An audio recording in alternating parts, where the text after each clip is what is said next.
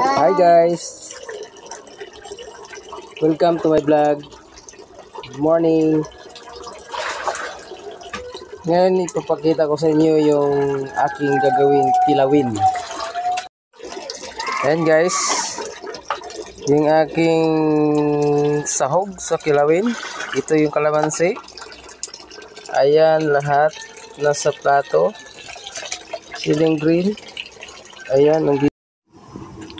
At ito pala ang aking nilulutong pananghalian. Charan! Ito ang lutong pacham. Bata pa ako, narinig ko na yun eh. Lutong pacham. Pachamba. Okay guys. Tapos, ipapakita ko sa inyo yung aking finished product na kilawin. Ayan, tapos na siya. Ready to eat na po ang aking kilawin. Dilis lang po yan guys. Anak ng pating. Ayan po. Okay.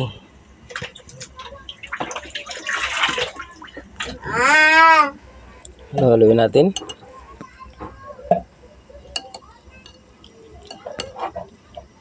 Yan.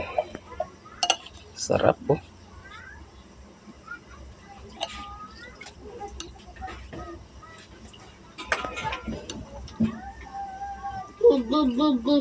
Okay. Maraming salamat po. Bye-bye. Ngayon guys, papakita ko na ang finished product ng aking ulam na pinakita kanina. Ayan po ang finished product ng aking ulam. Ayan po, ayan po. So, nilagay ko na po ang sangkap na siling green. At maya ng konti ay patayin ko na po ang apoy.